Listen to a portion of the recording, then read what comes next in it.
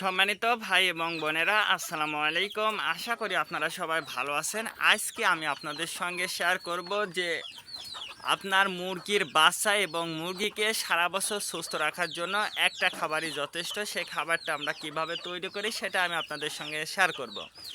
তো আপনারা জানেন এখন কিন্তু আবহাওয়াটা দেখেন, আবহাওয়াটা কিন্তু খুব একটা বেশি ভালো না, তার কারণ বৃষ্টি হচ্ছে এবং গরম পড়ছে, প্রচণ্ড গরম এবং বৃষ্টির মধ্যে আমরা যেহেতু মুরগিটা ছেড়ে দিয়ে মুরগিটা পালন করি, আর এই ছেড়ে দিয়ে মুরগিটা পালন করার কারণে কিন্তু আমাদের মুরগিগুলোর কিন্তু বিভিন্ন রোগের সংক্রমণ সৃষ্টি হচ্ছে। তার কারণ এখন কিন্তু চারিদিকে কিন্তু একটা স্যাঁতসেঁতে ভাব, আর যেহেতু চারিপাশে কিন্তু আমার খামারের চারিপাশে কিন্তু পানি, তো এই পানি হওয়ার কারণে আমাদের মুরগিগুলো কিন্তু আসলে ময়লা খাবারটাই সবচেয়ে বেশি খাচ্ছে। যদিও ছেড়ে দিয়ে মুরগিটা পালন করার ক্ষেত্রে রোগ প্রতিরোধ ক্ষমতাটা কিন্তু অনেক বেশি, তারপরেও কিন্তু এখন একটা সমস্যা, যেহেতু বৃষ্টিতে ভিজতেছে, আর এই সমস্যার কারণে ঝিমানো রোগের সমস্যার প্রবণতার হারটা কিন্তু দেখা দিয়েছে।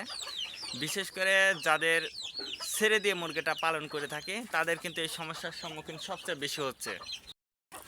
আর এই সমস্যার সমাধানের জন্য আমি আজকের এই খাবারটা তৈরি করছি। এই খাবারটা যদি আপনারা মনে করেন যে আমরা আমাদের মুরগিগুলোকে একটা টাকাও খরচ করব না, তার কারণ আপনারা এই খাবারটা কিন্তু ঘরোয়া পদ্ধতিতে আপনার বাড়িতে কিন্তু এই খাবারটা থেকে থাকে।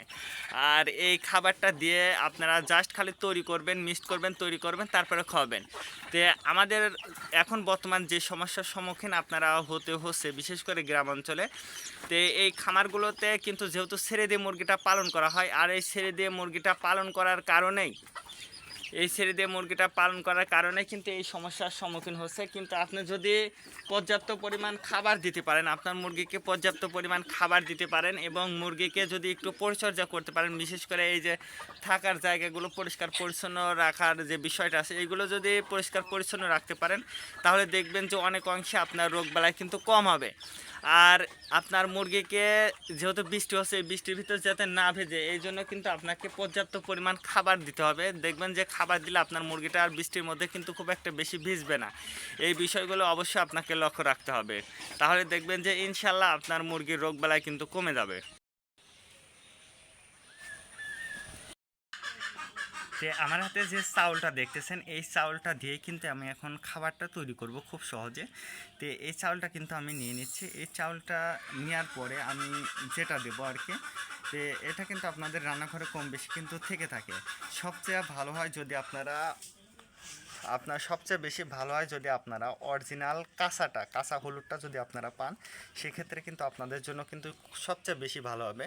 তো যদিও আমার কাছে অরিজিনাল কাঁচা হলুদটা নেই, এই জন্য আমরা কিন্তু আসলে যে গুঁড়াটা বাজারে বিক্রি করে সেই গুঁড়াটাই কিন্তু আমরা কিন্তু অল্প একটু নিয়ে নিচ্ছি। তার কারণ এই গুঁড়াটা আপনার আপনি যতটুকু মিশাবেন আর কি, আপনার মুরগিকে খাওয়াবেন, আপনারা ততটুকু নেবেন, অতিরিক্তও নেবেন না, কমও নেবেন না। আমি কিন্তু নিয়ে নিয়েছি। এর সঙ্গে কিন্তু আমি আরেকটা জিনিস মিশাবো, সেটাও কিন্তু আপনার রান্নার কাজে ব্যবহার হয়ে থাকে যেহেতু গ্রাম অঞ্চলে। তো সেটা হচ্ছে এই যে সরিষার তেল। এই সরিষার তেলটা কিন্তু আপনার মুরগির জন্য, শুধু যে আপনার মুরগির জন্য কথা কিন্তু এমন না, আপনারা যদি সমস্যা হয়ে থাকে, বিশেষ করে ঠান্ডাজনিত সমস্যা হয়ে থাকলে অবশ্যই আপনারা এই তেলটা কিন্তু গায়ে নিতে পারেন এবং রান্না করে কিন্তু খেতে পারবেন। তো আমি কিন্তু সরিষার তেলটা নিয়ে নিয়েছি জাস্ট আমি দেখানোর জন্য আপনাদেরকে। তো এটা কিন্তু আমি ভালো করে, এটা হচ্ছে আমি এখন মিক্সড করব। এটা ভালো করে মিক্সড করার পরে এটা কিন্তু হালকা একটু রোদ দিয়ে শুকাবেন, তাহলে দেখবেন যে এর গায়ের সঙ্গে কিন্তু সবচেয়ে ভালো মিক্সড হবে। এক কথায় শুকায় গেলে এই তেলটা কিন্তু এর গায়ের সঙ্গে, এই চাউলের গায়ের সঙ্গে কিন্তু মিক্সড হয়ে যাবে। আপনারা এইভাবে যদি মিক্সড করে যদি আপনার মুরগিকে খান, দেখবেন যে ইনশাল্লাহ আপনার মুরগিগুলো সারা বছর সুস্থ থাকবে। আজকে এ পর্যন্ত, ভালো থাকবেন, আল্লাহ হাফিজ।